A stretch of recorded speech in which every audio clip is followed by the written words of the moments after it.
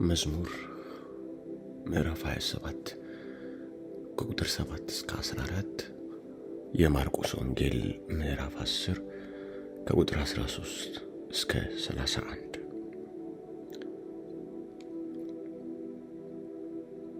አቤቱ ወደ አንተ የጮኹትን ቃሌን ስማኝ፣ ማረኝና አድምጠኝ። አንተ ፊቴን እሹት ባልህ ጊዜ አቤቱ ፊትህን እሻለሁ፣ ልቤ አንተን አለ።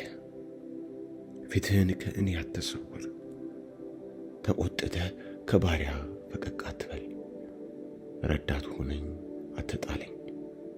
የመድኃኒቴም አምላክ ሆይ አትተወኝ።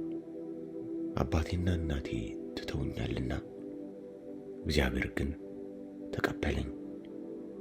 አቤቱ መንገድህን አስተምረኝ፣ ስለ ጠላቶችም በቀና መንገድ ምራኝ።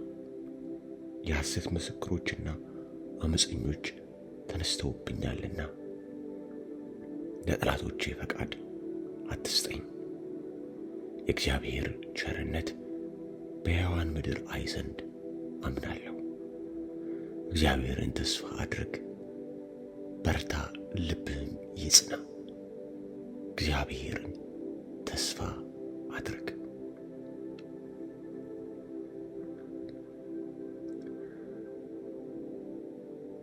እንዲዳስሳቸውም ሕፃናትን ወደ እርሱ አመጡ። ደቀ መዛሙርቱም ያመጡአቸውን ገሠጹአቸው። ኢየሱስ ግን አይቶ ተቈጣና ሕፃናትን ወደ እኔ ይመጡ ዘንድ ተዉ፣ አትከልክሏቸው፣ የእግዚአብሔር መንግሥት እንደነዚህ ላሉት ናትና። እውነት እላችኋለሁ የእግዚአብሔር መንግሥት እንደ ሕፃን የማይቀበላት ሁሉ ከቶ አይገባባትም አላቸው። አቀፋቸውም፣ እጁንም ጭኖ ባረካቸው። እርሱም በመንገድ ሲወጣ አንድ ሰው ወደ እርሱ ሮጦ ተንበረከከለትና ቸር መምህር ሆይ የዘላለም ሕይወትን እወርስ ዘንድ ምን ላደርግ ብሎ ጠየቀው። ኢየሱስም ስለምን ቸር ትለኛለህ? ከአንዱ ከእግዚአብሔር በቀር ቸር ማንም የለም። ትእዛዛትን ታውቃለህ? አታመንዝር፣ አትግደል፣ አትስረቅ፣ በሐሰት አትመስክር፣ አታታልል፣ አባትህንና እናትህን አክብር አለው። እርሱም መልሶ መምህር ሆይ ይህን ሁሉ ከሕፃንነቴ ጀምሬ ጠብቄአለሁ አለው። ኢየሱስም ወደ እርሱ ተመልክቶ ወደደውና አንድ ነገር ጎደለ። ሂድ፣ ያለህን ሁሉ ሸጠህ ለድሆች ስጥ፣ በሰማይም መዝገብ ታገኛለህ፣ መስቀሉንም ተሸክመህ ና ተከተለኝ አለው።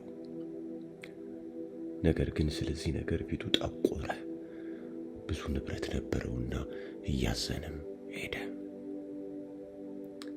ኢየሱስም ዘወር ብሎ አይቶ ደቀ መዛሙርቱን ገንዘብ ላላቸው ወደ እግዚአብሔር መንግሥት መግባት እንዴት ጭንቅ ይሆናል አላቸው። ደቀ መዛሙርቱም እነዚህን ቃሎች አደነቁ። ኢየሱስም ደግሞ መልሶ ልጆች ሆይ በገንዘብ ለሚታመኑ ወደ እግዚአብሔር መንግሥት መግባት እንዴት ጭንቅ ነው! ባለጠጋ ወደ እግዚአብሔር መንግሥት ከሚገባ ግመል በመርፌ ቀዳዳ ቢያልፍ ይቀላል አላቸው። እነርሱም ያለ መጠን ተገረሙና እርስ በርሳቸው እንግዲህ ማን ሊድን ይችላል ተባባሉ። ኢየሱስም ተመለከታቸውና ይህ በእግዚአብሔር ዘንድ እንጂ በሰው ዘንድ አይቻልም፣ በእግዚአብሔር ዘንድ ሁሉ ይቻላልና አለ። ጴጥሮስም እነሆ እኛ ሁሉን ትተን ተከተልንህ ይለው ጀመር።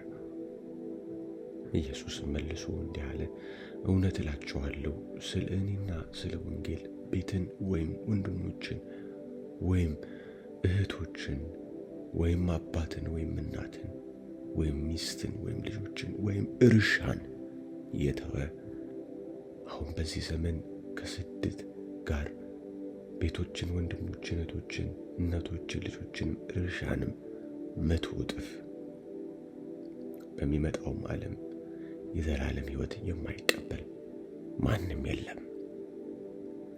ግን ብዙ ፊተኞች ኋለኞች፣ ኋለኞችም ፊተኞች ይሆናሉ።